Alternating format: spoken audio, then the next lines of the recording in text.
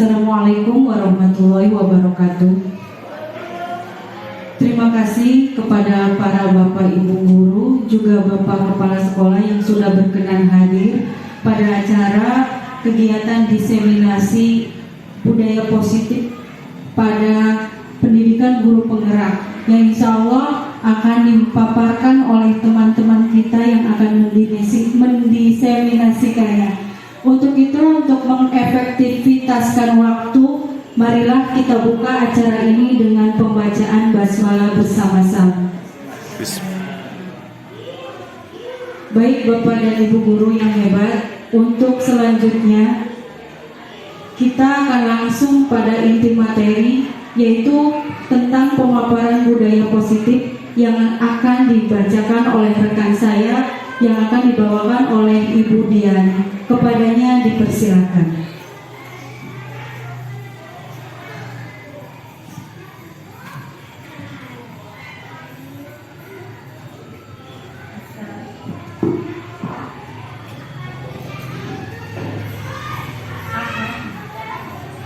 Assalamualaikum warahmatullahi wabarakatuh.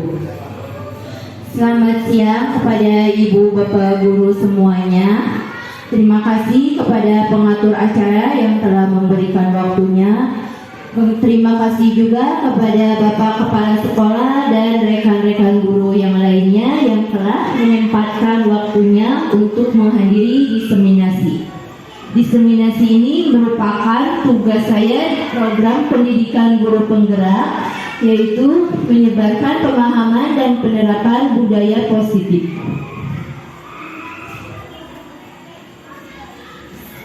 Yang pertama, saya akan menjelaskan dulu apa yang dimaksud dengan budaya positif.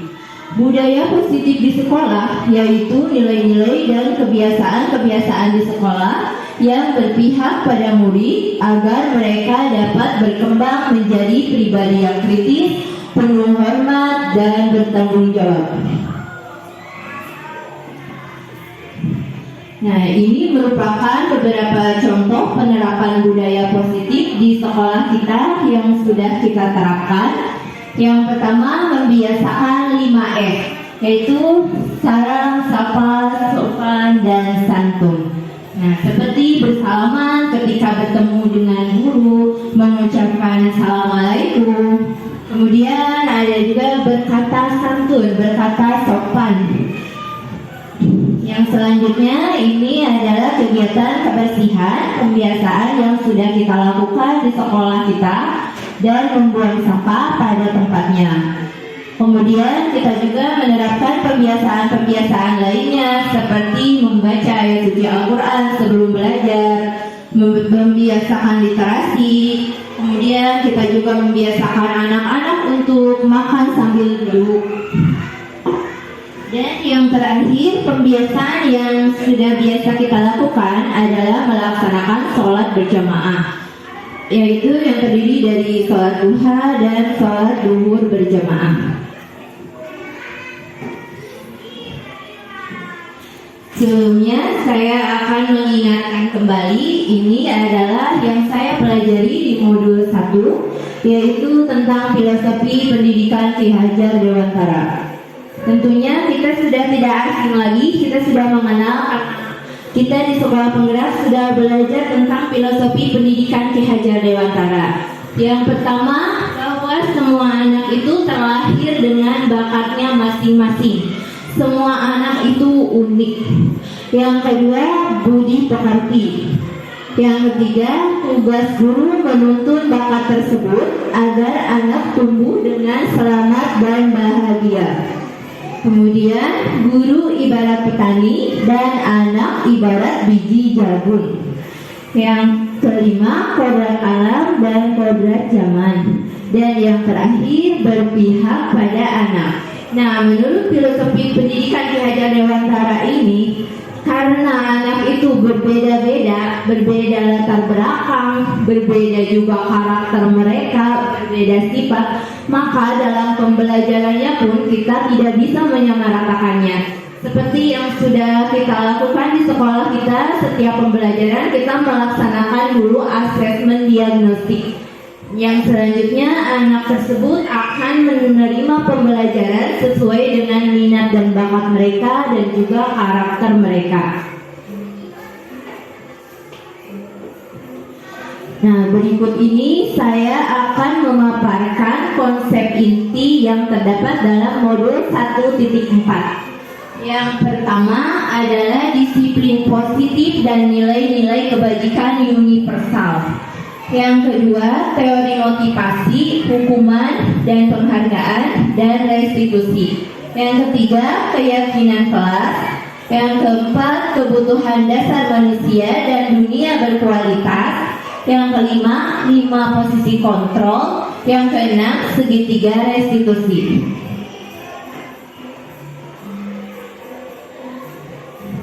Sekarang kita akan mengetahui dulu makna dari kata disiplin.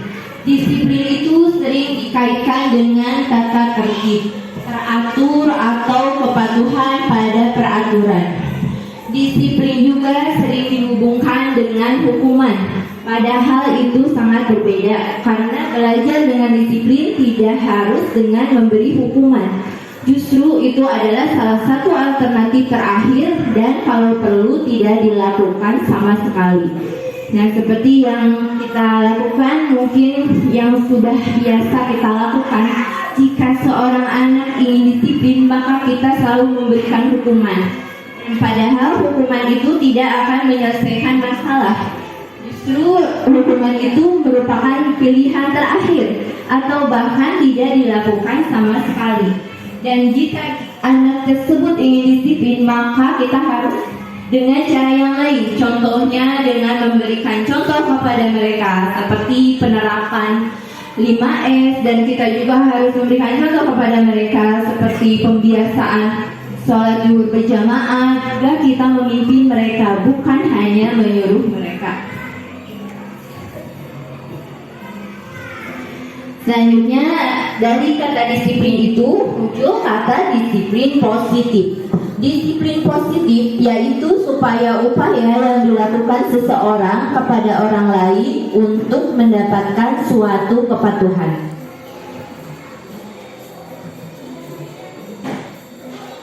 Nah, di sini ada perubahan paradigma. Paradigma itu merupakan cara pandang seseorang terhadap dunia. Yang pertama, untuk membangun budaya yang positif, sekolah perlu menyediakan lingkungan yang positif, aman dan nyaman agar murid-murid mampu berpikir, bertindak, dan mencipta dengan merdeka, mandiri, dan bertanggung jawab. Untuk mewujudkan budaya positif di sekolah, tentunya kita tidak bisa seorang diri melakukannya. Kita perlu berkolaborasi dengan semua pemangku kepentingan di sekolah, seperti kepala sekolah dan murid-murid juga. Dan selain itu juga peran orang tua di rumah juga sangat mendukung dalam penerapan budaya positif di sekolah. Yang kedua, lazimnya disiplin dikaitkan dengan kontrol. Dalam hal ini, kontrol guru dalam menghadapi murid. Nah, dalam hal ini, kontrol guru menghadapi murid, kita melakukan kontrol terhadap murid berbeda-beda ya. Terkadang kita melakukannya secara memaksa kepada anak-anak supaya mereka disiplin. Tetapi hal itu dirasa kurang efektif karena kita bisa menerapkan budaya disiplin di sekolah dengan cara yang lebih halus dan tidak memaksa. Nah, ini harus dipraktekkan ya. Ini dipraktekannya, cobalah buka. Nah, Anda duduk berdua di sini ya. Nah, salah satu dari teman Anda, dari teman sebangku Anda mengepalkan tangan. Coba. Mengepalkan tangan. Nah, yang satunya lagi menggoda teman Anda. Nah, bayangkan dalam tangan Anda itu ada hal yang berharga yang harus Anda lindungi. Kemudian teman Anda menggoda Anda. Contohnya dengan menggelitik, merayu, bahkan memberikan uang atau apa. Reza. Coba dirayu sama temannya. Ya, terima kasih. Nah, sekarang saya akan memberikan pertanyaan. Nah, gimana? Apakah teman Anda membuka tangannya? Tidak membuka. Kenapa alasannya tidak membuka tangan? Karena ini sangat berharga. Ya, karena yang ada dalam kepalan tangan Anda itu sangat berharga. Nah, tadi saya lihat ada yang membuka tangannya. Kenapa Anda membuka tangan? Karena diiming uang. Oh, karena diiming-imingi uang. Ya, itu ya. Nah, itu adalah contoh ya. Itu adalah contoh dari kontrol ya.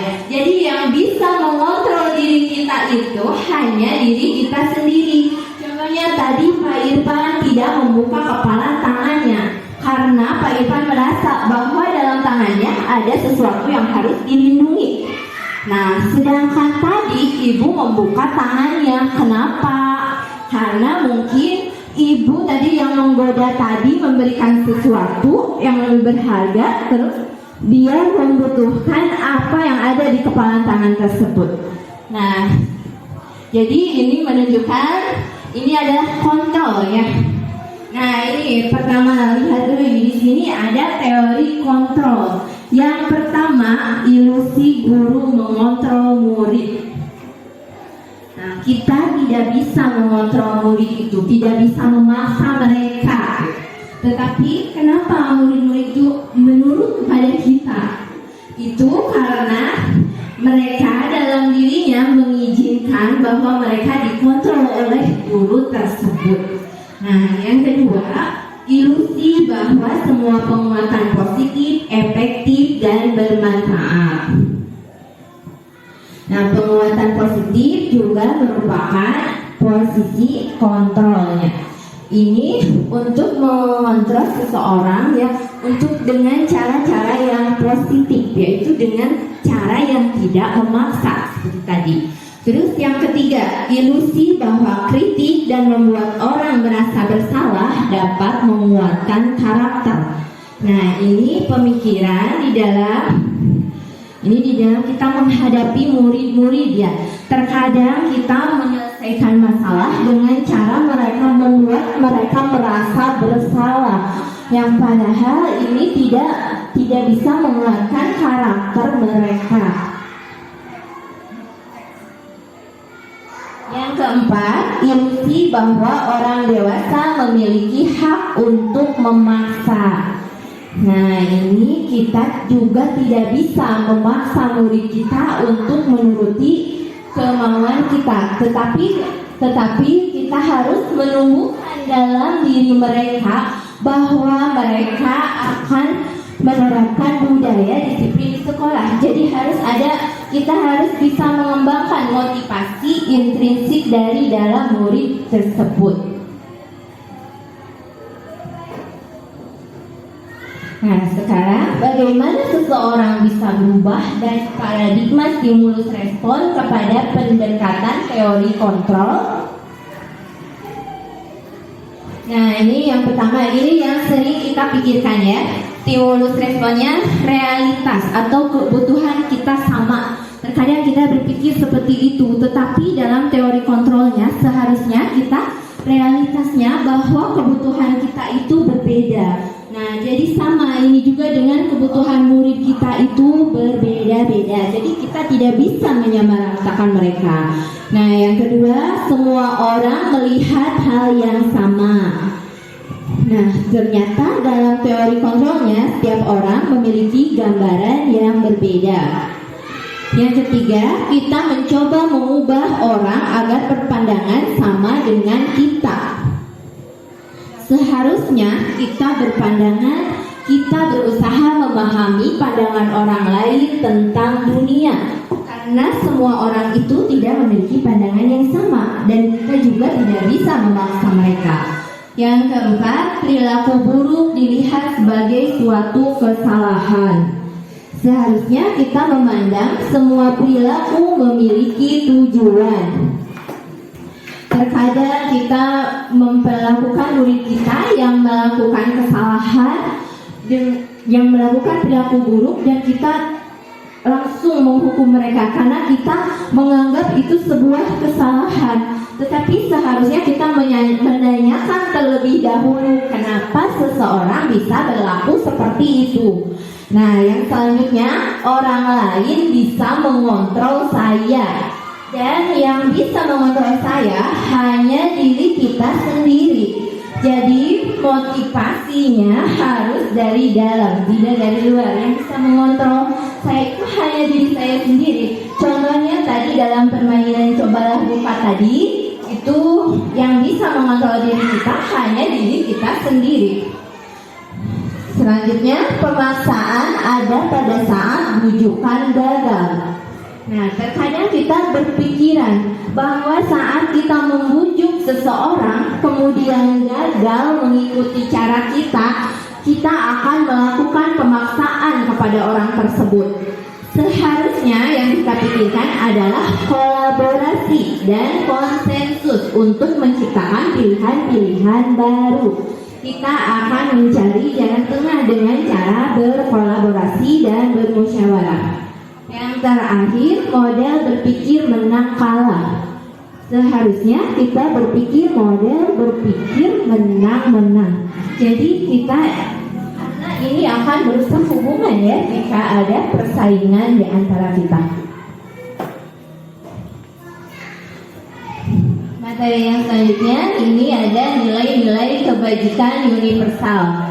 Apa itu yang dimaksud dengan nilai-nilai kebajikan universal? Nah, ini ada pengertiannya di bawah. Nilai kebajikan adalah sifat positif manusia yang merupakan tujuan mulia yang ingin dicapai oleh setiap individu.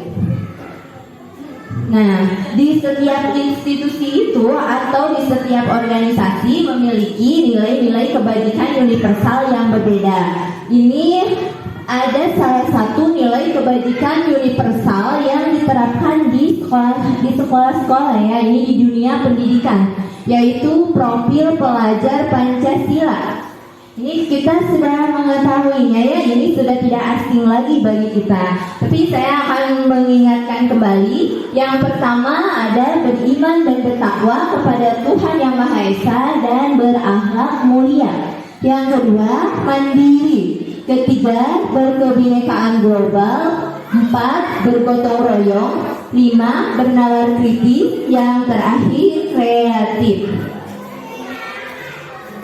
Nah, ini juga salah satu contoh nilai kebajikan universal yang diterapkan di sebuah organisasi lain ya. Ini selain profil pelajar Pancasila, ini ada The Virtus Project. Di antaranya ada peduli, ada keterus-terangan, kebersihan, komitmen, belas kasih, dan sebagainya. Ini masih banyak ya. Tapi yang kita terapkan di sekolah adalah profil pelajar Pancasila. Nah, untuk materi yang kedua ada teori motivasi, hukuman dan penghargaan, dan restitusi. Ini adalah pengertian dari hukuman.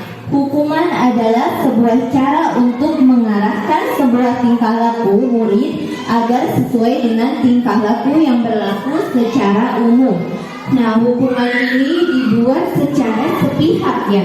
Jadi tanpa berkolaborasi dulu, tanpa berdiskusi dulu dengan siswa ataupun dengan yang lainnya. Ini dibuat sepihak biasanya oleh sekolah atau oleh guru.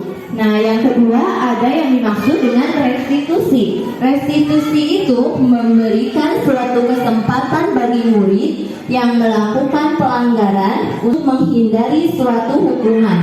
Karena guru perlu berbaik hati kepada murid tersebut. Yang terakhir ada konsekuensi, mengakibat langsung dari perbuatan yang dilakukan. Konsekuensi senantiasa memberikan pelajaran ke murid yang melanggar aturan dan mempunyai agar mengikuti perintah kita. Nah, ini ada menurut Dian Borsen dalam bukunya Restructuring School Discipline. Ada 3 alasan motivasi perilaku manusia, diantaranya Yang pertama, untuk menghindari ketidaknyamanan atau hukuman. Nah, sebagai contoh, sekarang saya mau tanya dulu, Bapak atau Ibu guru ke sekolah karena takut hukuman atau karena ada motivasi dari dalam diri Ibu atau Bapak sendiri? Dua-duanya. Ada motivasi dan hukuman. Ada motivasi dan hukuman. Dua-duanya. Oh, jadi Bapak dua-duanya. Ya, nah Pak, ini ya, untuk ini motivasi perilaku manusia ya Pak. Terkadang kita datang ke sekolah, datang tepat waktu karena hanya untuk menghindari hukuman. Takut dihukum sama Bapak Kepala Sekolah Pak. Pun anak-anak juga terkadang mereka berpikir seperti itu. Nah, itu merupakan motivasi dari luar, berarti tidak ingin menghadapi sebuah permasalahan. Nah, yang kedua juga untuk mendapat imbalan dari orang lain.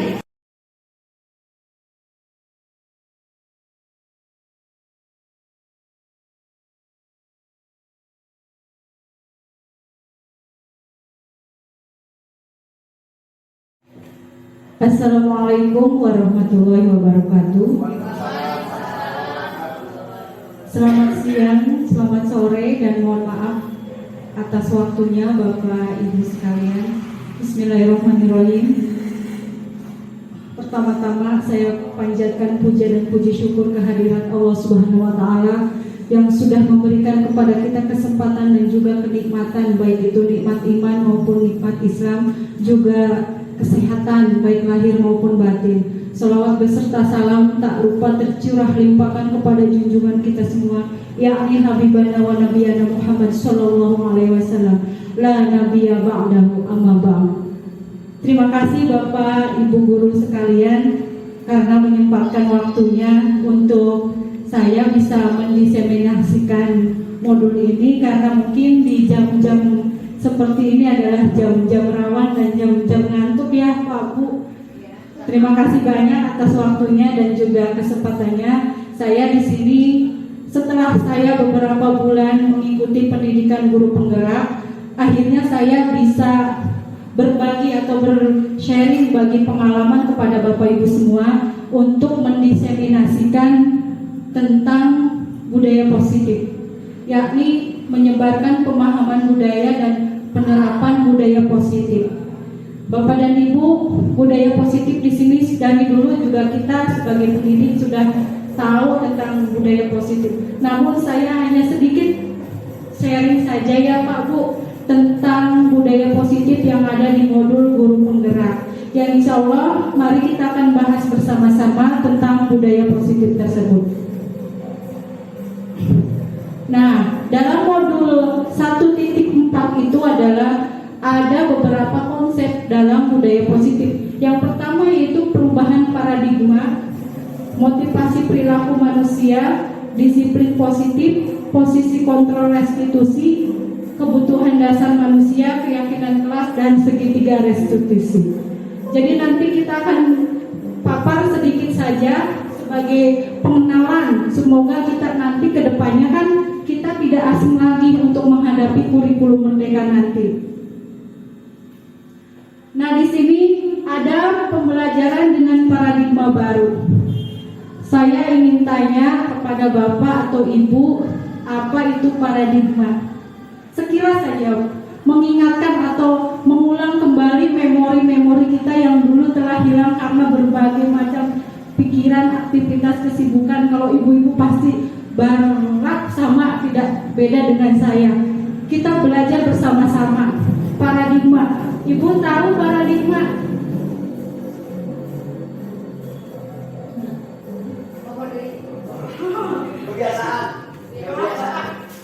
Kebiasaan.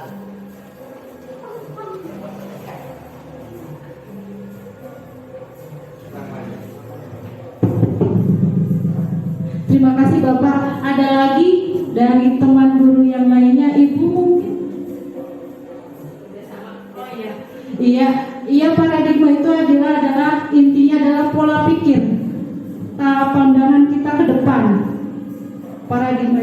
Jadi paradigma baru itu supaya siswa itu belajar sesuai dengan kebutuhan dari tahap perkembangannya sehingga mewujudkan meluncurkan ini profil pelajar Pancasila yang mencakup ranahnya ini 1, 2, 3, 4, 5, 6 yang nanti ketika siswa sudah memiliki paradigma baru, begitupun dengan para pendidiknya, maka jadilah ini profil pelajar Pancasila. Lanjut. Setelah itu ada disiplin positif. Dalam budaya positif, makna kata disiplin itu menjadi sesuatu yang dilakukan seseorang pada orang lain untuk mendapatkan kepatuhan. Jadi cenderung kata disiplin itu sangat membuat kita itu tidak nyaman. Jadi seolah-olah ada paksaan, keterpaksaan, bukan ada motif intrinsik yang timbul dari diri kita. Jadi sebagai pendidik, tujuan kita yang utama adalah membentuk anak-anak yang memiliki disiplin diri, sehingga mereka bisa berperilaku atau mengacu pada nilai-nilai kebajikan universal. Jadi kebajikan universal itu adalah kebajikan lintas agama. Jadi di setiap agama itu hal itu boleh dan sah-sah saja. Seperti contohnya adalah hormat kepada orang yang lebih tua. Jadi di setiap lintas agama manapun hormat kepada orang yang lebih tua itu ada. Maka disebutnya adalah kebajikan universal, dan itu merupakan bagian dari sebuah budaya positif. Jadi sehingga anak itu muncul sendiri. Motif intrinsik itu adalah kesadaran diri bahwa hal itu adalah sesuatu yang sangat baik dan berdampak positif bagi dirinya, bagi hidupnya, bagi temannya, juga bagi lingkungan yang ada di sekitarnya. Yang selanjutnya dalam modul itu ya Bapak Ibu yang sudah kami pelajari adalah tentang kebutuhan dasar manusia. Dari kebutuhan dasar manusia itu harus balance, harus kelima-limanya itu harus bisa terpenuhi dan seimbang. Ada kebutuhan untuk bertahan hidup. Bagaimana manusia itu bisa bertahan hidup, mempertahankan hidupnya, survival kalau bahasa kerennya. Ada juga membutuhkan kasih sayang dan rasa diterima. Kasih sayang kita sebagai manusia adalah merasa dihormati, dan rasa diterima kita bisa diterima di tengah-tengah masyarakat atau di tengah-tengah komunitas. Yang selanjutnya adalah kesenangan. Kesenangan dari seorang anak itu, masa-masanya anak adalah masa-masa bermain, yang tentunya anak itu harus merasa happy. Jadi belajar. Jadi kalau manusia atau kalau ada anak yang tidak merasa happy atau senang, berarti kebutuhan dasarnya itu ada yang belum terpenuhi. Yang selanjutnya adalah freedom atau kebebasan. Yang kebebasan juga sama dengan kesenangan. Jadi kebebasan itu adalah lepas terikat tanpa aturan. Jadi dalam istilah lainnya adalah merdeka. Manusia yang lahir yang bisa mengekspresikan apa yang diinginkannya itu adalah sebuah kebebasan. Yang selanjutnya adalah penguasaan.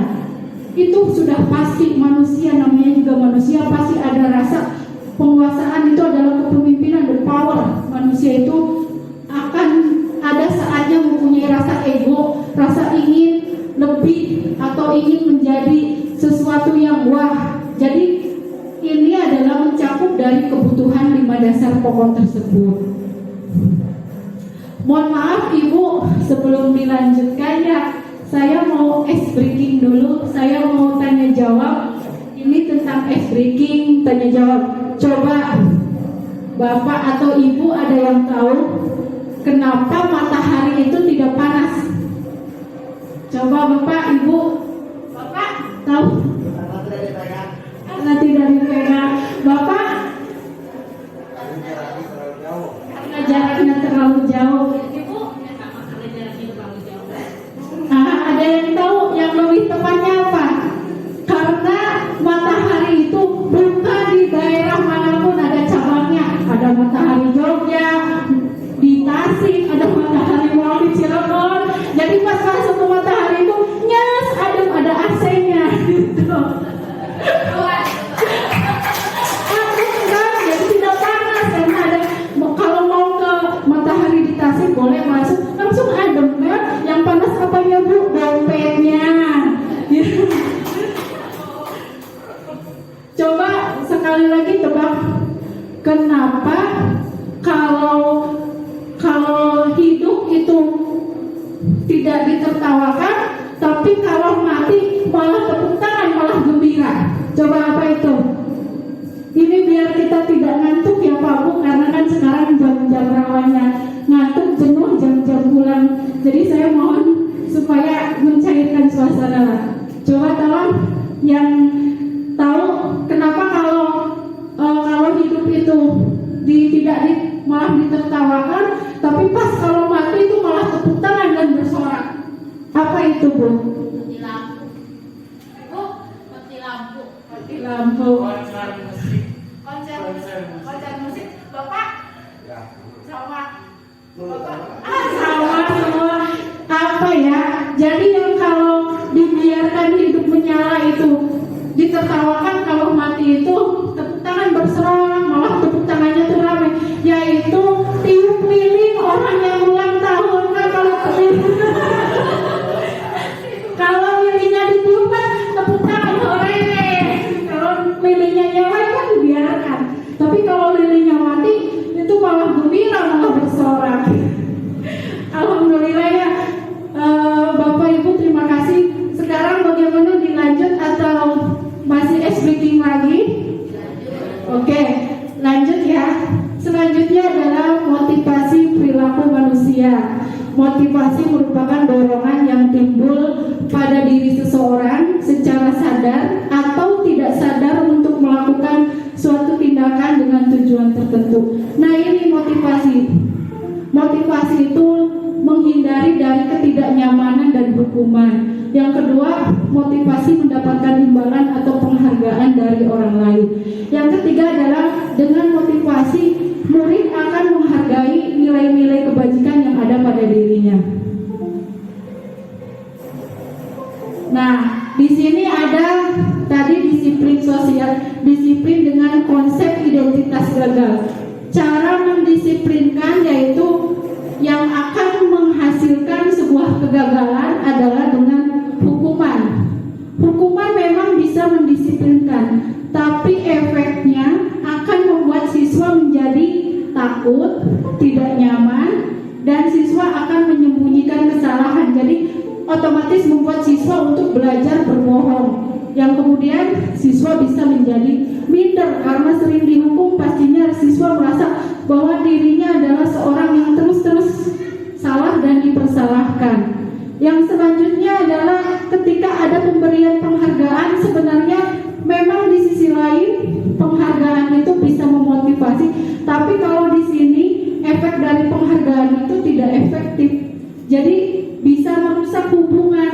Jika kita memberikan penghargaan kepada anak didik kita, otomatis ada rasa kecemburuan atau rasa iri kepada teman-teman yang lainnya. Jadi itu intinya bisa merusak hubungan antar pertemanan, karena mungkin yang satu merasa iri, yang satu merasa minder atau merasa dikucilkan. Yang selanjutnya, penghargaan itu bisa menghukum dengan sistem ranking. Sebenarnya sistem ranking itu sudah menjamur ya dari kurikulum sebelumnya sampai sekarang, tapi sebenarnya menurut di sini, menurut budaya positif ini, penghargaan seperti itu adalah membuat sesuatu yang gagal. Yang selanjutnya adalah merampas hak menghargai dirinya. Jadi termotivasi itu hanya karena melihat dari penghargaan, bukan dari kesadaran sendiri. Siswa belajar karena hanya ingin mendapatkan ranking 1. Siswa belajar karena ingin dihargai atau disebut kamu pintar nak, kamu hebat nak. Jadi sehingga tidak efektif. Selanjutnya, nah di sini ada mendisiplinkan itu dengan pemberian konsekuensi dan juga restitusi. Jadi kalau konsekuensi mah mungkin kita sudah tidak asing lagi, tapi kalau kata restitusi mah mungkin Bapak Ibu juga baru dan merasa ini adalah hal baru, sama dengan saya ya Pak Bu. Saya juga belajar tahu restitusi itu setelah saya belajar dan mengikuti pelatihan guru penggerak selama 3 bulan bersama teman-teman saya. Dan saya juga belajar ingin menerapkan restitusi bersama-sama. Nah, ini restitusinya bisa dilihat konsekuensi dan juga restitusinya. Jadi nanti kita akan lihat langsung seperti apa restitusi dan konsekuensi itu. Nah ini restitusi, pengertiannya restitusi adalah proses menciptakan kondisi murid untuk memperbaiki kesalahan mereka sehingga mereka bisa kembali pada kelompoknya dengan karakter yang lebih kuat. Ini pendapat dari sang ahli dosen. Nah ciri-cirinya, ketika kita merestitusi, kalau dulu mah kalau misalkan ada anak yang melanggar peraturan, mungkin kita bisa langsung masuk ke guru BP atau sebagai ke konseling. Tapi kita harus sebagai guru kelas ya Pak Bu, mestinya kita pun harus merestitusi siswa tersebut oleh kita sendiri. Ciri-cirinya restitusi itu bukan untuk menebus kesalahan anak, tetapi menyuruh anak untuk belajar dari kesalahannya. Yang kedua, memperbaiki hubungan. Yang ketiga, sebuah tawaran untuk merubah diri dengan kesadaran sendiri dan lebih melihat ke dalam diri, mencari kebutuhan dasar yang mendasari tindakan, juga fokus pada karakter bukan pada tindakan. Nah ini perbedaannya. Misalkan ada siswa sering makan di kelas ketika pembelajaran berlangsung. Jadi makan di kelas di sini sudah masuk kepada pelanggaran yang sudah disepakati di kelas. Ya nanti saya akan paparkan kenapa sering makan di kelas merupakan pelanggaran. Contohnya di sini, kalau tugas kontrol kita sebagai hukuman, maka ketika ada anak yang makan di kelas, kalau kita menjatuhi hukuman, nah ini dampaknya. Guru menghukum siswa dengan cara hormat bendera 10 menit, atau guru marah dan siswa menjadi takut. Kalau pemberian konsekuensi, guru memberikan konsekuensi kepada siswa, cobalah kamu keluar sana makan, jangan ikut pelajaran ibu. Itu cuma tegas tapi menyakitkan ya Pak. Kalau konsekuensi itu lebih tegas, tidak menghukum tapi tetap menyakitkan efeknya ke anak. Yang selanjutnya adalah restitusi. Restitusi itu menanyakan keyakinan, kenapa makan di kelas, apa alasannya, terus apakah perbuatan itu akan dilakukan terus. Nah bagaimana ke depannya supaya dia tidak makan di kelas, bagaimana solusinya. Jadi ini masuknya ke dalam restitusi. Selanjutnya, nah untuk membuat restitusi, segitiga restitusi itu, seorang guru itu harus tahu tentang posisi kontrolnya. Apakah kita itu sebagai pendidik di sini posisinya sebagai seorang penghukum, atau di sini pembuat rasa bersalah, atau pemantau, atau teman, atau manajer. Jadi kalau posisinya sebagai penghukum, maka ketika anak mendapat berbuat kesalahan otomatis langsung hukum. Kalau ini pembuat merasa bersalah, posisinya begini, kalau ada salah, ayolah kamu jangan makan di kelas, kamu gak kasihan sama ibu. Ibu tuh dari tadi ngajar, kok kamu cuma enak-enakan makan di kelas. Jadi kan seolah-olah menyudutkan anak. Jadi anak itu merasa, wah saya itu sudah membuat ibu kecewa, berarti saya bersalah. Seperti itu Pak, Bu.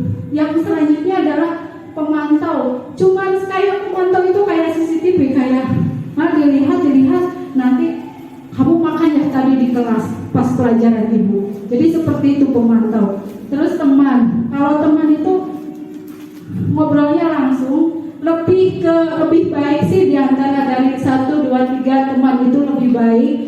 Anak bisa tidak canggung ngobrol dengan guru, kenapa alasannya, cuman belum ada titik temunya, belum ada titik untuk anak bisa berubah. Nah posisi yang kelima ini, manajer ini adalah yang menerapkan tadi restitusi. Anak tahu kalau dia salah dan anak akan merubah atas kesalahannya. Lanjut. Nah di sini ini tadi paparannya sama ya. Kita lanjutkan saja ke selanjutnya, ya ini sama. Kalau penghukum kata-katanya seperti ini, kalau seorang teman seperti ini, kalau pembuat merasa bersalah seperti ini, kalau manajer seperti ini. Kalau kita yang lebih fokus ke manajernya, yang sekarang itu diharapkan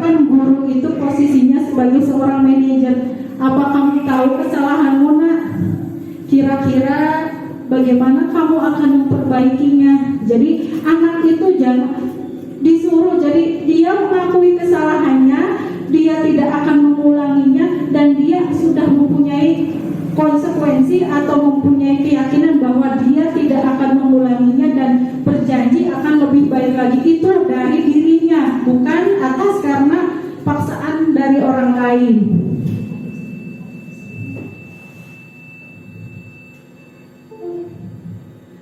Setelah kita mengikuti restitusi, maka kita akan ke keyakinan kelas. Jadi restitusi itu dibuat berdasarkan keyakinan kelas. Keyakinan kelas itu adalah sama seperti disiplin sekolah, sama seperti aturan sekolah. Tapi ini keyakinan kelas itu biasanya di kelas masing-masing. Jadi kelas yang satu dengan kelas yang lain itu keyakinan kelasnya atau kesepakatannya itu berbeda-beda.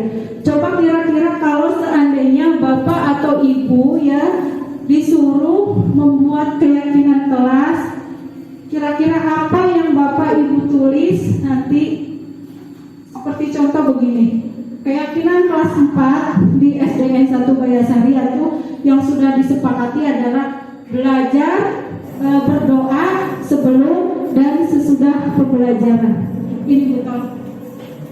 Tolong Bapak Ibu tulis contoh membuat keyakinan kelas satu saja yang menjadikan kesepakatan yang nanti bisa membuat budaya positif. Ini saya sudah memberikan contohnya di slide ini. Slide-nya.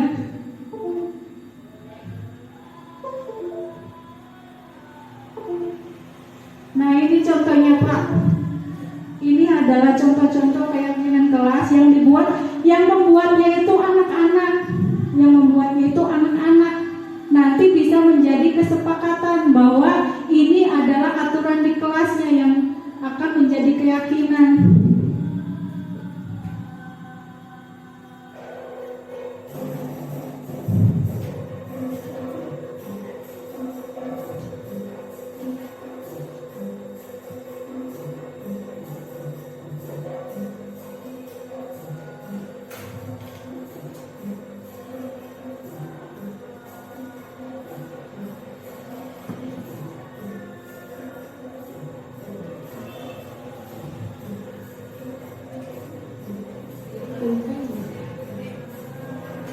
Bapak sudah.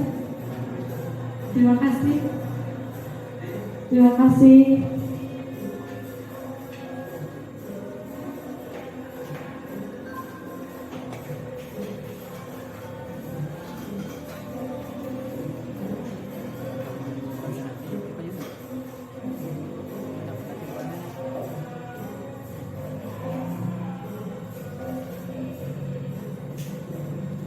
Sudah ya Pak Bu.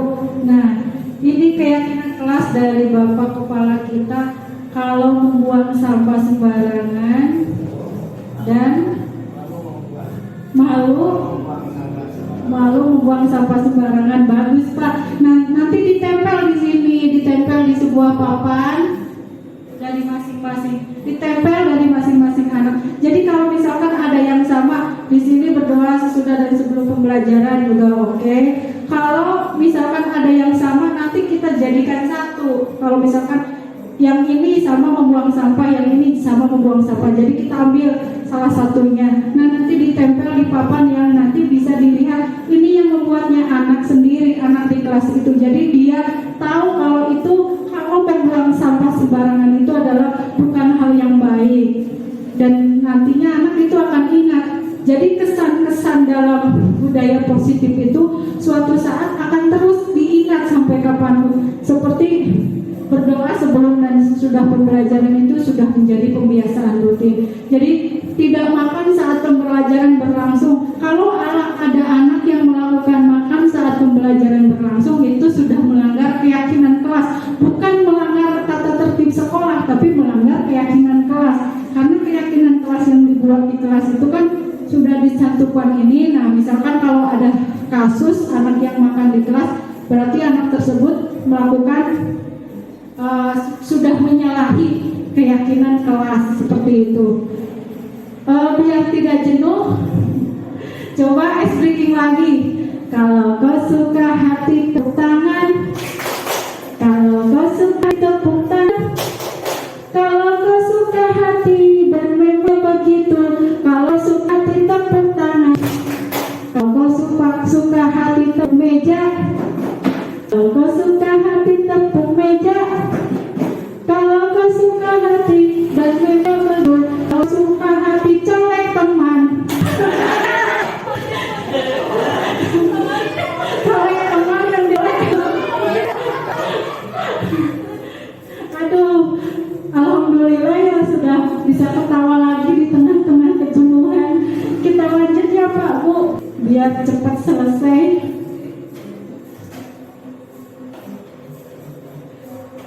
Slide selanjutnya. Nah ini untuk pembentukan keyakinan kelas. Keyakinan kelas itu lebih abstrak dari peraturan. Sedikit saja agar mudah diingat dan dipahami oleh. Jadi keyakinan kelasnya itu hal yang simpel, mudah dipahami anak dan sering dilakukan oleh anak. Seperti tadi punya bapak dilarang membuang sampah sembarangan. Itu memang hal yang paling urgen. Selanjutnya.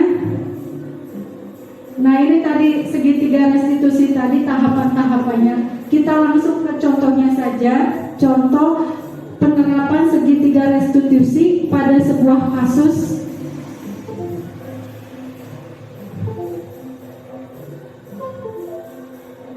Kita lihat videonya ya Pak.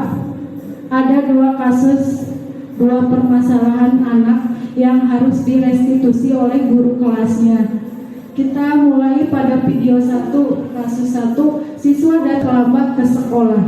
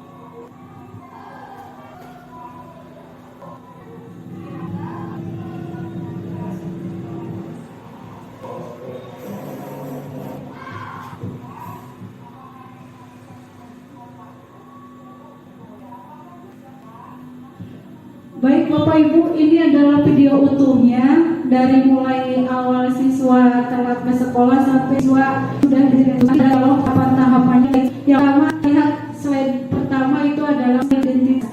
Jadi di sini guru itu tidak akan terlambat, tapi guru lebih ke tidak karena setiap orang itu pernah melakukan kesalahan. Intinya tidak apa-apa terlambat karena memang semua orang pasti melakukan kesalahan, termasuk mungkin gurunya juga kadang telat masuk kelas.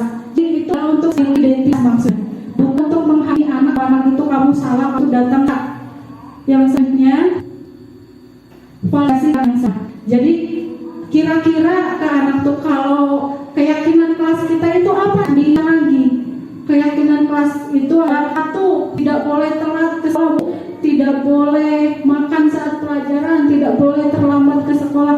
Berarti kamu itu gimana nak? Berarti saya sudah melanggar keyakinan kelas yang sudah dibuat bersama, seperti itu. Jadi memang dari situ anak merasa, oh iya saya sudah melakukan sebuah kesalahan. Selanjutnya menanyakan keyakinan. Ya kalau sudah itu tahu menurut kamu itu salah, sudah melanggar keyakinan kelas, maka hal yang harus kamu lakukan ke depannya akan seperti apa? Menanyakan. Saya berjanji anak pasti merasa dikuatkan karena tidak merasa diintimidasi oleh guru. Untuk kedepannya saya janji tidak akan melanggar keyakinan kelas dengan datang tepat waktu. Bagaimana caranya? Ya tidak akan tidur terlalu malam, terus akan pasang alarm supaya tidak bangun kesiangan, dan kalau bisa menyuruh mama atau bapak membangunkan supaya tidak telat bangunnya. Dan nanti kedepannya saya akan menjadi siswa yang lebih disiplin dan lebih menghargai waktu. Kira-kira seperti itu Pak dialognya, karena ini suaranya tidak jelas.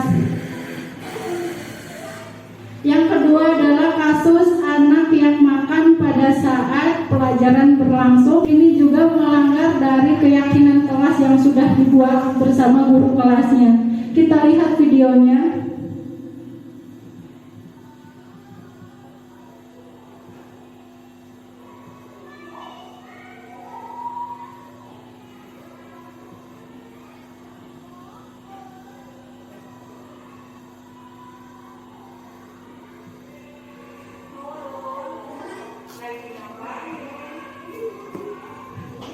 Lagi makan lontong.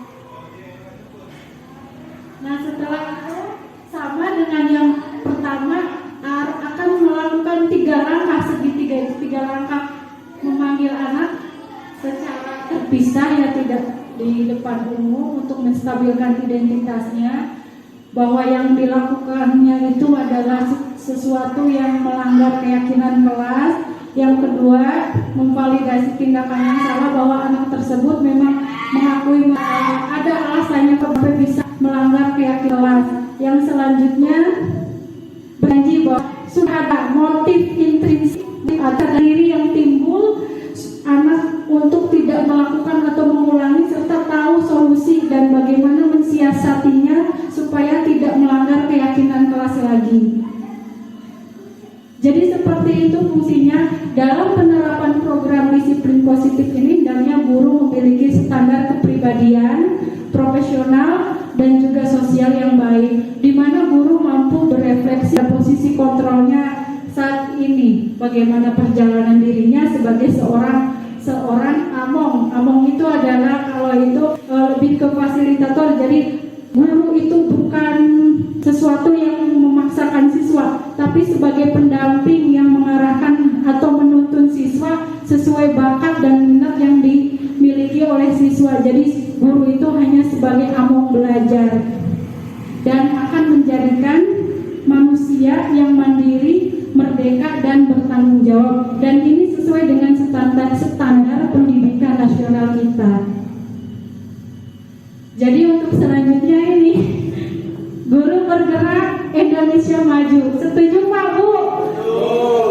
Sekali lagi kita ucapkan, guru bergerak Indonesia maju. Guru bergerak Indonesia maju. Sekali lagi. Guru bergerak Indonesia maju. Yes, ulangi. Guru bergerak Indonesia maju. Yes. Burung Irian, burung cendrawasih. Cukup sekian, terima kasih. Mohon maaf Bapak Ibu atas salah kata dalam penyampaiannya. Saya akhiri presentasi ini dan semoga ada manfaatnya bagi saya dan juga bagi rekan guru semua. Terima kasih. Billahi taufiq wal hidayah. Wassalamualaikum warahmatullahi wabarakatuh.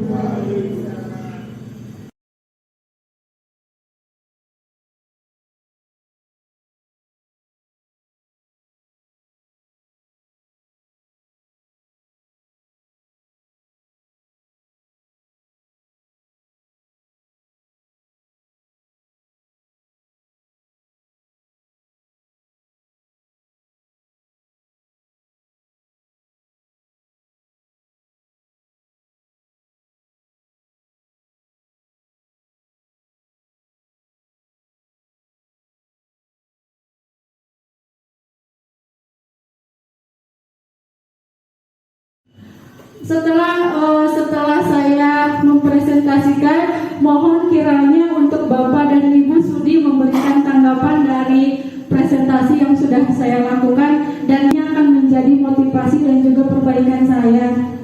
Saya mohon dari Bapak Kepala Sekolah untuk memberikan tanggapannya.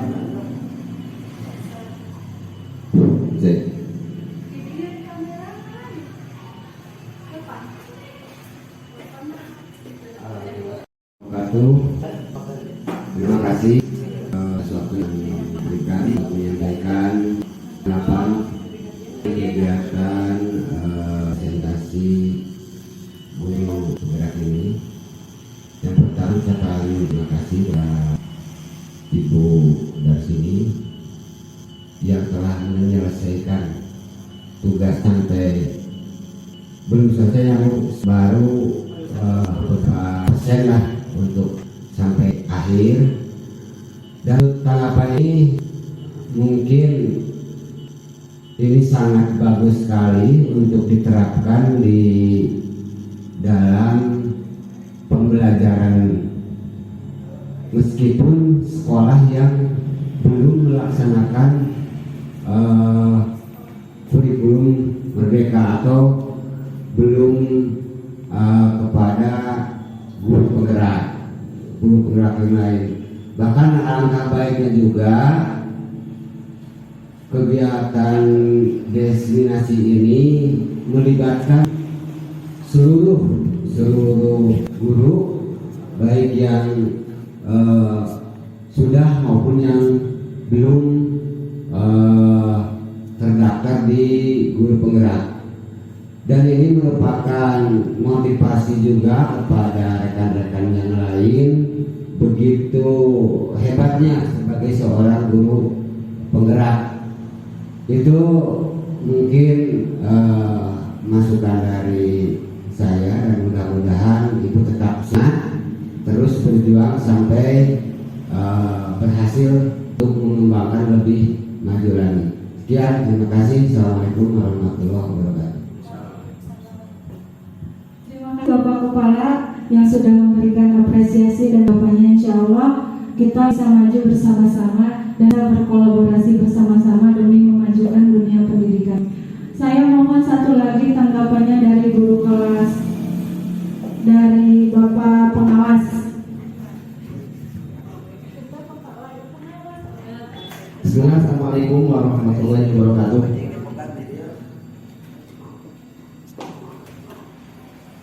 Pertama, saya ucapkan terima kasih kepada Ibu Daris ini yang sudah memaparkan atau mendesiminasikan modul di program sekolah penggerak, guru penggerak, dan mungkin ini baru tahap pertama ya di modul 1.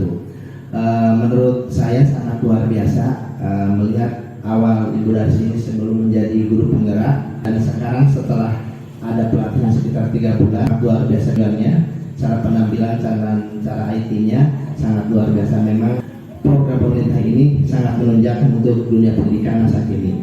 Yang kedua, materi-materi yang sudah disampaikan memang itu sangat diperlukan untuk kemajuan pendidikan masa kini. Ini mohon didesiminasikan kepada semua guru.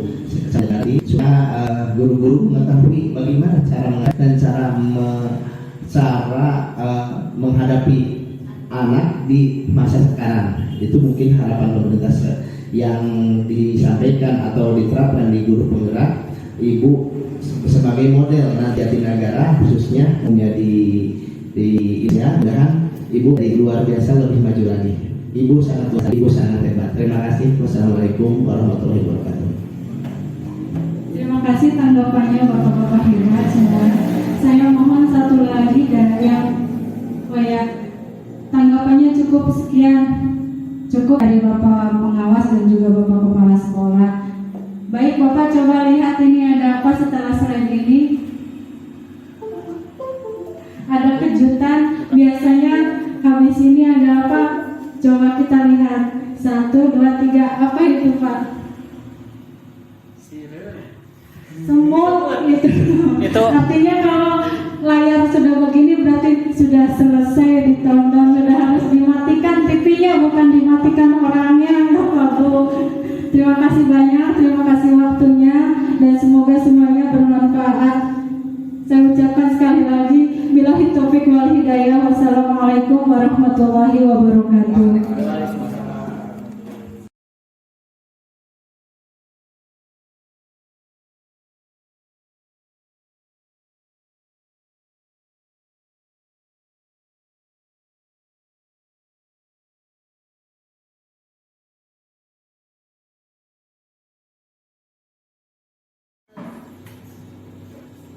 Assalamualaikum warahmatullahi wabarakatuh. Terima kasih pada Bapak Kepala Sekolah yang telah memberikan waktu dan izinnya untuk melaksanakan diseminasi budaya positif di sekolah. Tidak lupa kepada Bapak dan Ibu guru yang telah hadir di ruangan ini.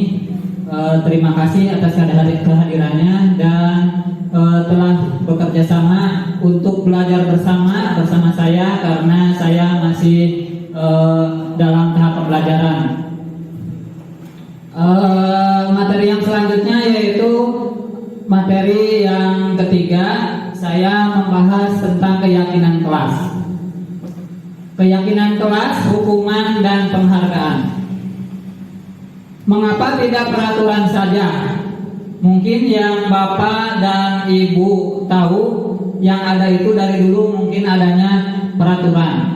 Nah, sekarang ada yang dinamakan keyakinan kelas. Contoh, mengapa kita memiliki peraturan menggunakan helm bila mengendarai roda 2? Nah, mengapa? Mungkin itu karena kita harus kembali kepada diri kita sendiri. Mungkin kita itu masih dalam kontrol orang lain. Jadi kita harus masih di bawah perintah orang lain. Contohnya karena ada aturannya dari kepolisian, makanya kita memakai helm. Jadi belum adanya kesadaran. Jadi ada namanya peraturan harus menggunakan helm. Padahal kalau semua yang memakai kendaraan roda 2 sadar bahwa akan keselamatan, pasti mereka akan memakai helm. Nah, yang kedua yaitu mengapa kita memiliki peraturan 3M pada khususnya di waktu COVID-19. Harus menggunakan masker, mencuci tangan dan menjaga jarak. Padahal kalau kita sadar bahwa keadaan sekarang itu berbahaya bagi kita dengan kesehatan, pasti kita akan memakai masker, mencuci tangan dan menjaga jarak tanpa adanya peraturan. Dan yang terakhir, mengapa kita memiliki peraturan harus datang tepat waktu pada saat mengikuti pelatihan? Atau contohnya kalau kita sebagai guru, kenapa kita datang harus pagi-pagi? Yang pertama, apakah kita malu oleh anak-anak atau takut ditegur oleh kepala sekolah? Atau karena ada hadiah atau iming-iming? Atau karena ada absen?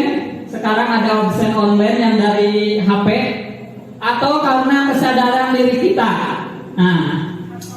Jadi kita itu untuk melakukan sesuatu itu lebih baik yang timbulnya itu dari keyakinan kita. Untuk mendukung motivasi intrinsik kembali ke nilai-nilai keyakinan lebih menggerakkan seseorang dibandingkan mengikuti serangkaian peraturan-peraturan. Karena kita di sini basicnya sebagai guru atau mengajar, maka kita akan membahas keyakinan kelas. Keyakinan kelas adalah nilai-nilai kebajikan atau prinsip-prinsip universal yang disepakati bersama secara universal, lepas dari latar belakang suku, negara, bahasa maupun agama. Jadi keyakinan kelas itu kita buat secara terbuka tanpa memandang apapun perbedaan yang ada di antara kita atau di antara peserta didik.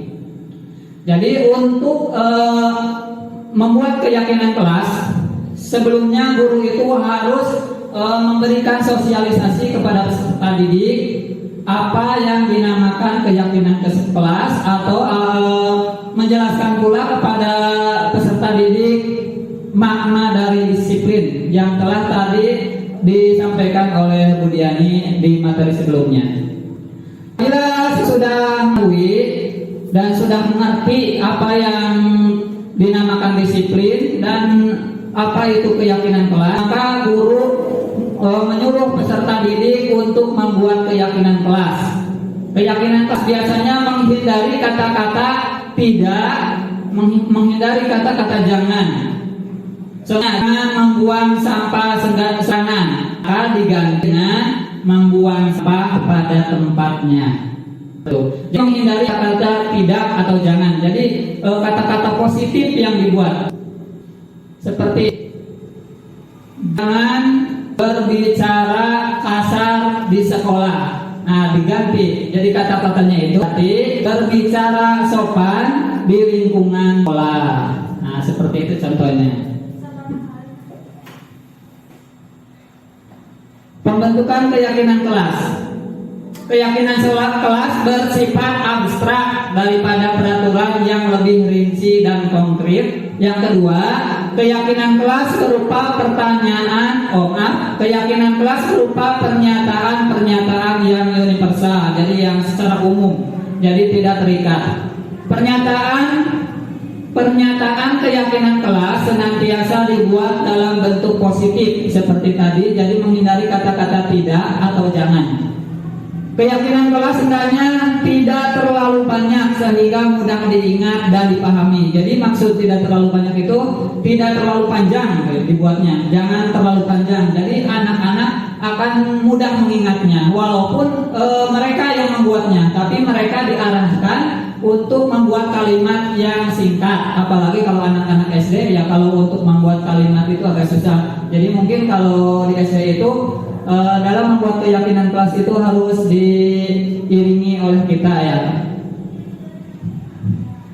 Yang selanjutnya, semua warga kelas sebaiknya ikut berkontribusi dalam membuat kegiatan kelas lewat curah pendapat. Jadi setelah keyakinan kelas dibuat oleh anak-anak, pendapatnya dikumpulkan, dicari apabila ada yang sama, jadi satu saja yang diambilnya. Kalau ada yang hampir mirip, disederhanakan saja. Seperti kemarin saya sudah melaksanakannya di kelas 4, membuat keyakinan kelas yang dibuat oleh mereka. Lalu setelah diperiksa dan berdiskusi dengan anak-anak, ada yang sebagian tidak ditempel dan yang baiknya ditempel. Jadi tidak semua pendapat anak itu kita sepakati, jadi dipilah gitu. Karena ada yang lebih ke negatif anak-anak itu pas dicek. Sebagai contoh, memakai seragam tidak usah dimasukkan. Kan itu kalau di sekolah beda ya. Jadi kita tidak terlepas dari peraturan sekolah gitu maksudnya. Jadi tidak terlalu bebas. Nah, ini untuk melihatnya. Kalau peraturan, selalu kembalikan buku ke tempatnya. Itu bentuknya di keyakinan kelas itu berarti tanggung jawab. Kan kadang-kadang kalau anak-anak ya habis belajar, buku itu di atas meja. Tapi itu sulit biasanya untuk membiasakan anak kalau habis belajar bukunya masih di depan, masih di atas meja, tidak dikembalikan ke asalnya.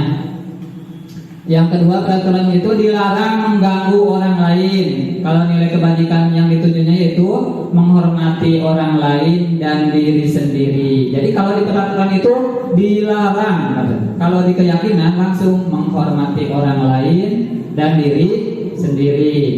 Di peraturan hadir di sekolah 15 menit sebelum pembelajaran dimulai. Nah, ini kebajikan yang ditujunya yaitu menghormati orang lain, komitmen dan tujuan. Nah, jadi untuk hadir itu kita menghargai orang lain. Selanjutnya dilarang melakukan kekerasan. Nilai kebajikan yang ditujunya yaitu keselamatan, menghormati orang lain. Di peraturan dilarang menggunakan narkoba. Nah, berarti nilai kebajikannya itu kesehatan. Selanjutnya bergantian atau menunggu giliran. Itu adalah menghormati orang lain dan kesabaran. Berarti nilai kebajikannya itu kesabaran ya kalau menunggu orang lain. Contohnya antri. Peraturan gunakan masker. Nah, nilai kebajikannya itu berarti menggunakan masker itu untuk apa? Kesehatan dan keselamatan. Dan yang terakhir, jangan berlari di kelas atau koridor demi keselamatan dan keamanan. Selanjutnya, Ini dihukum oleh penghargaan. Ini maksud dihukum oleh penghargaan adalah ada pengaruh jangka pendek dan jangka panjang. Nah, kalau hukuman itu, kalau mengasih hukuman ada jangka pendek dan jangka panjangnya. Contohnya, kalau dikasih, maaf, ini dihukum oleh penghargaan ya. Jadi kalau dihukum oleh penghargaan itu pengaruh jangka pendek dan jangka panjangnya. Nanti kalau anak selalu diberi penghargaan, ya jangka panjang dan jangka pendeknya, anak itu tidak akan melaksanakan perintah yang telah dibuat atau tata tertib yang telah dibuat apabila tidak mendapatkan hadiah. Jadi anak itu melakukan itu karena mau apa? Mau hadiah. Kalau tidak ada hadiahnya, pasti anak tidak akan melaksanakan. Ada lagi yang dinamakan penghargaan itu menghukum. Biasanya kalau penghargaan menghukum itu bagi anak yang tidak mendapat hadiah, yang lain dapat hadiah. Saya karena tidak ranking 1 sampai 3 sampai sekarang tidak dapat hadiah. Nah, ini penghargaan hukum ya, masuk kepada penghargaan hukum. Selanjutnya, penghargaan mengurangi ketepatan. Untuk penghargaan ketepatan itu ya, untuk penghargaan itu tidak tepat untuk dilaksanakan dalam kegiatan atau tata tertib yang telah dibuat atau sesuatu yang telah disepakati. Jadi penghargaan itu sebenarnya kurang efektif. Di sini penghargaan tidak efektif, dan selanjutnya penghargaan merusak hubungan. Gara-gara si A mendapat hadiah, si B tidak mendapat hadiah, mereka akhirnya bertengkar atau tidak menjalin hubungan dengan baik. Selanjutnya.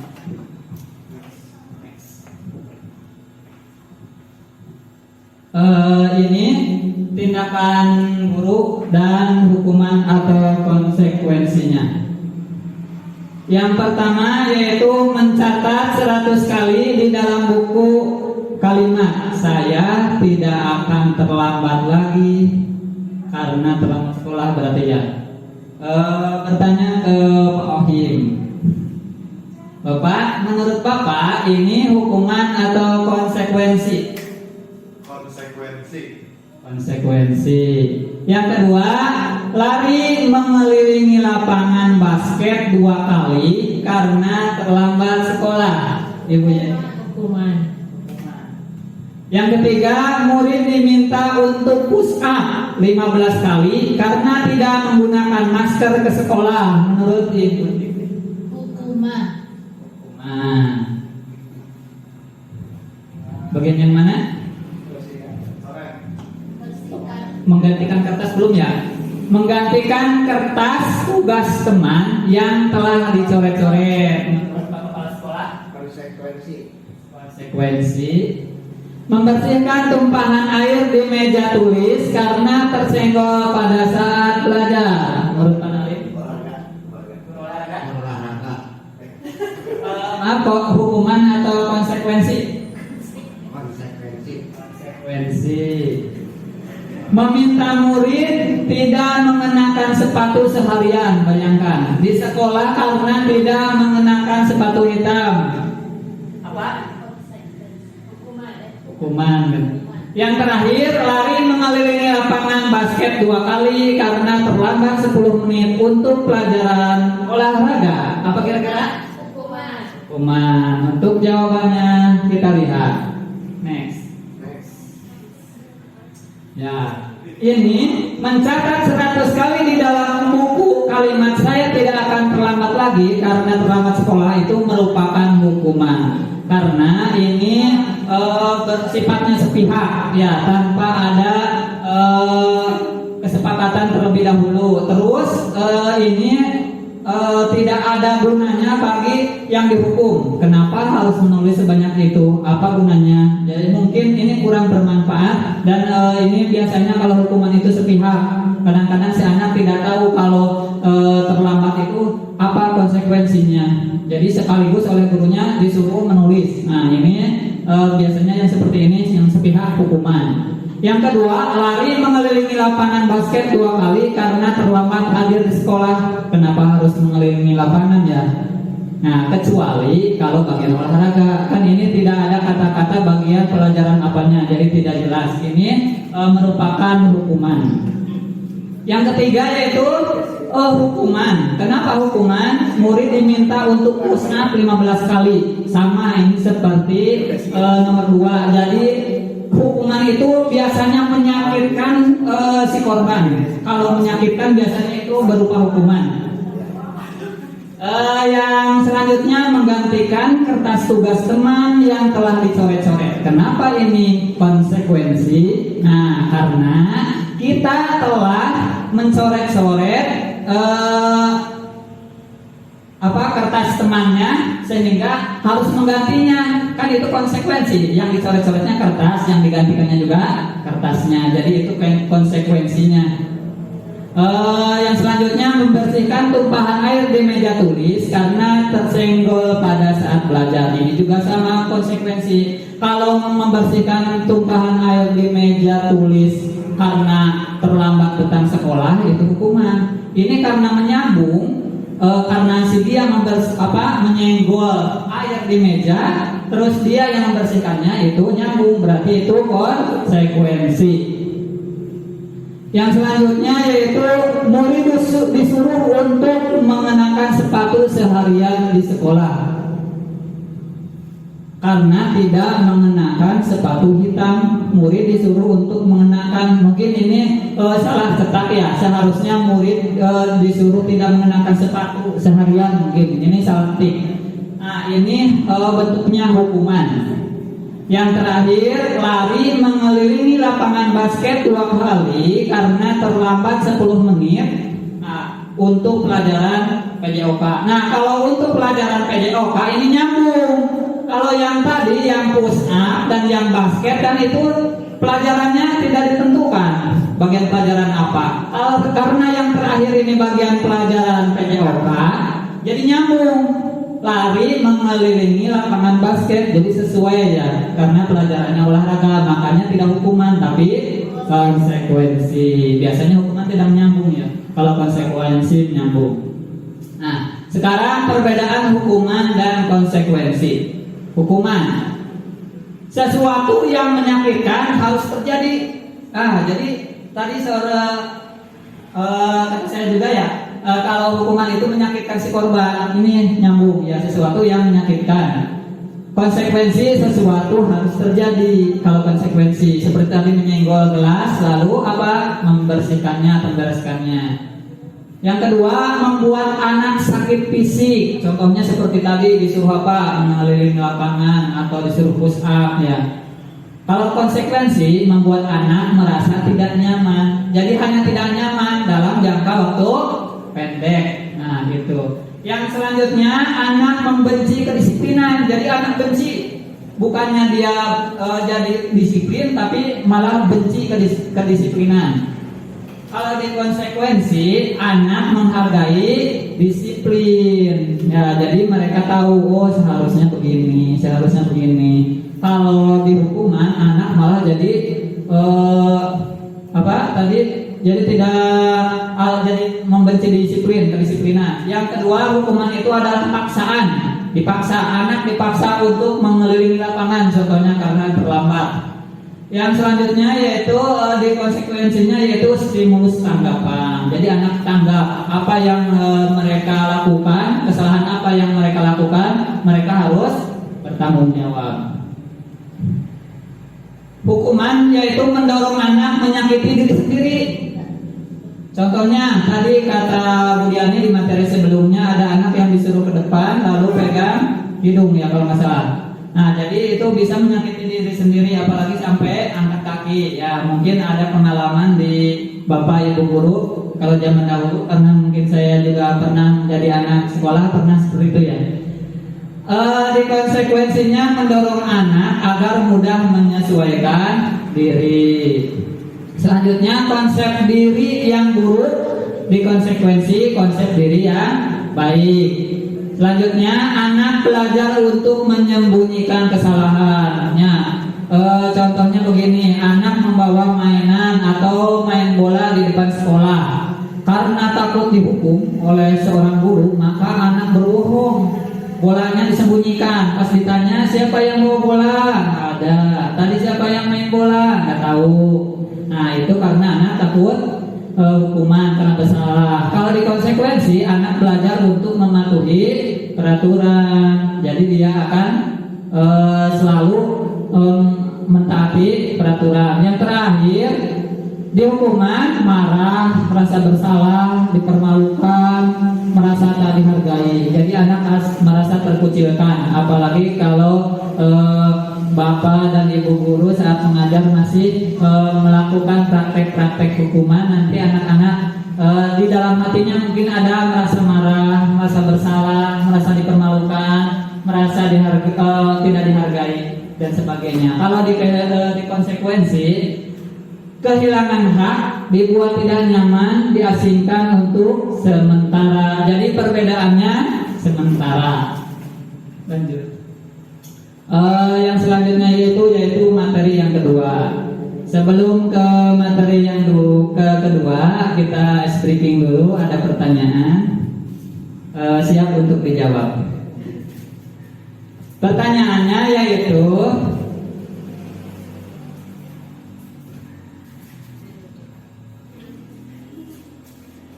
kembang apa yang tidak tumbuh di tanah? Ayo, kembang apa? Kembang duit. Duit wae. Rate.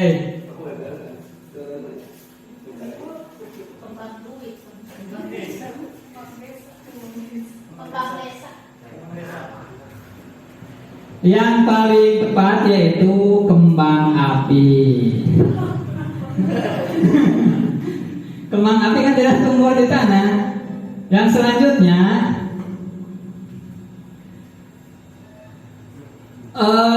binatang apa yang mempunyai buah? Atau binatang apa yang berbuah?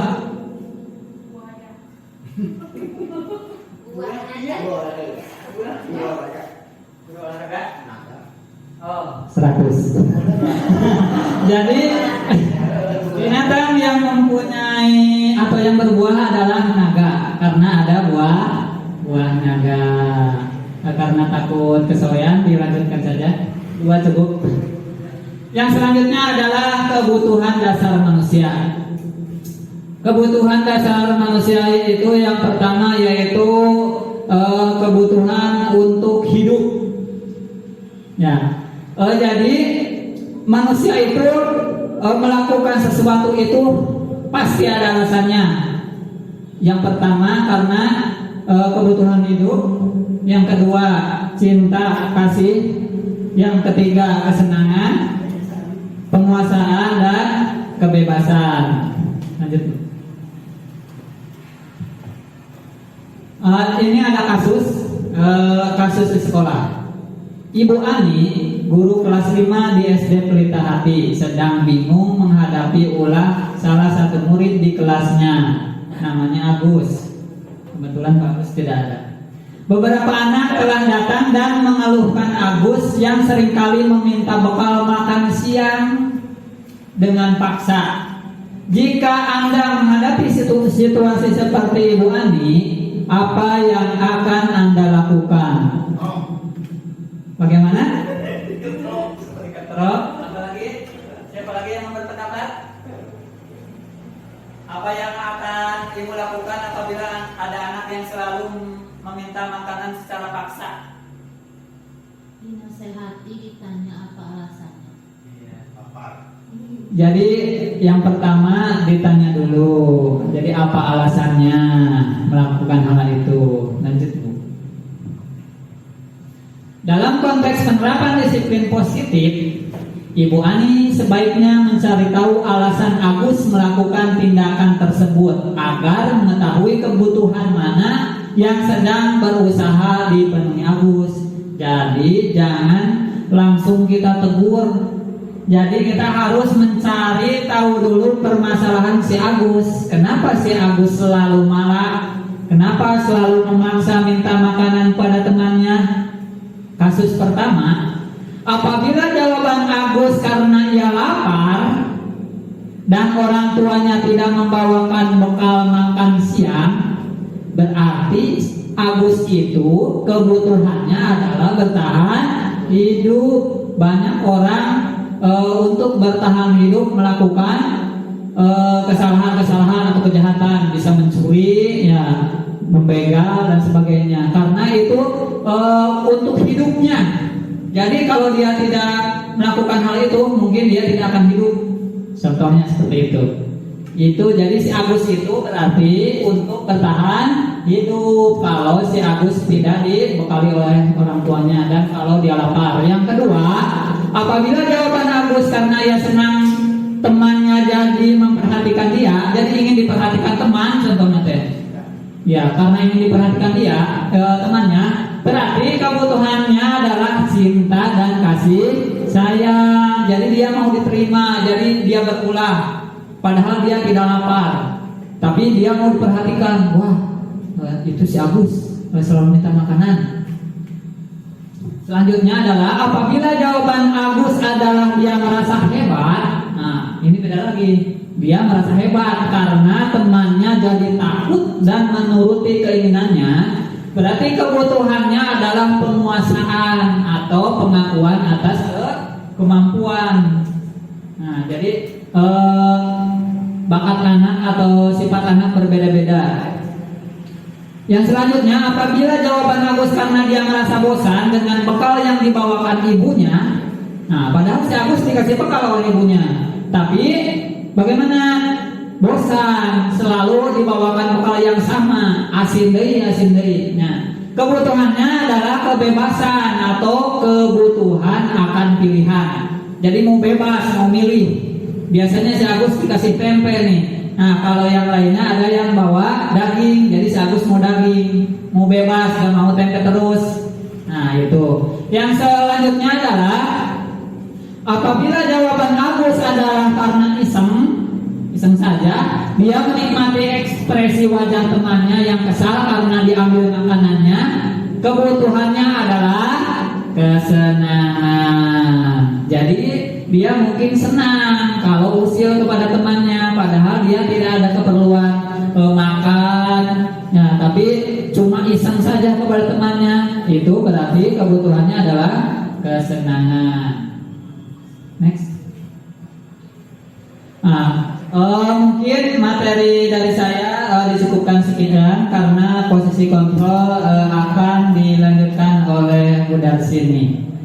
Mohon maaf kepada Bapak dan Ibu Guru apabila ada kesalahan dalam penyampaian karena saya masih dalam proses pembelajaran. Mohon tanggapannya kepada Ibu Bapak Guru. Kepada Bapak Kepala Sekolah, silakan. Bismillah, Assalamualaikum warahmatullahi wabarakatuh. Terima kasih Bapak Imam yang memberikan waktu untuk memberikan tanggapan atau arahan mungkin hasil dari memperhatikan diseminasi pada waktu ini. Kalau melihat yang disampaikan oleh Pak Imam, dan saya tahu dari awal Pak Imam mendaftar jadi guru penggerak, alhamdulillah banyak kemajuan bagi Pak Imam, mulai dari cara berpresentasi juga cara membuat aplikasinya, dan materi-materinya sangat dibutuhkan dan sangat dikuasai oleh Pak Imam. Dan diseminasi ini harus dilanjutkan karena teman-teman yang lain di sekolah sangat membutuhkan supaya ada lanjutan untuk diseminasi kepada guru-guru yang lainnya, supaya semua guru di SD 1 Daerah ini menguasai tentang materi ini untuk merubah atau menerapkan kepada para murid di SD 1 Daerah. Apalagi SD 1 Daerah merupakan salah satu sekolah penggerak di program pemerintah yang sama. Jadi dengan adanya guru Pak Imam dan Ibu Diani sangat menunjang untuk merubah atau membuktikan atau menjalankan kurikulum Merdeka di sekolah penggerak ini. Terima kasih Pak Imam, sangat hebat, sangat luar biasa, dan lanjutkan. Wassalamualaikum warahmatullahi wabarakatuh. Terima kasih kepada Bapak Kepala Sekolah yang telah memberikan tanggapannya. Yang kedua, saya minta kepada guru yang paling senior di SDN 1 Daya Luhur, yaitu pada Bapak Ohim. Silakan. Bismillahirrahmanirrahim. Assalamualaikum warahmatullahi wabarakatuh. Yang saya hormati Pak Kepala SD 1 Daya Luhur, dalam kesempatan ini Pak Imam beserta teman rekan CGP pada pemaparan materi yang barusan kita tanggapi, yang saya tanggapi. Ini saya menyoroti dua hal Pak, tentang konsekuensi dan hukuman. Yang mungkin pada dasarnya ini kita bagaimana menerapkan secara tiba-tiba Pak. Apakah anak ini harus hukuman atau konsekuensi? Ini barangkali yang sangat sulit diterapkan. Belum kita itu misalnya memberikan kalimat ini, ternyata setelah dilakukan ternyata ini harus konsekuensi. Itu saja barangkali yang kita harus berhati-hati kapan melakukan konsekuensi dan hukuman Pak, begitu. Jadi salah-salah kata, salah-salah tindakan barangkali sesuatu yang perlu dipikirkan oleh kita selaku guru yang setiap hari kita bekerja, dan juga barangkali Pak Imam dan teman-teman selalu CGP yang mungkin ini pembelajaran yang sangat berharga sekali. Terima kasih. Wassalamualaikum warahmatullahi wabarakatuh. Terima kasih kepada Guru Senior kita Wahid atas tanya. Jadi kita itu dalam melakukan suatu kepada anak, apakah ini hukuman atau konsekuensi, dan kebingungan gitu mungkin Pak. Akhirnya penyampaian dari saya cukupkan sekian. Mohon maaf apabila banyak kekurangan atau kesalahan. Wabillahi taufiq. Wassalamualaikum warahmatullahi wabarakatuh.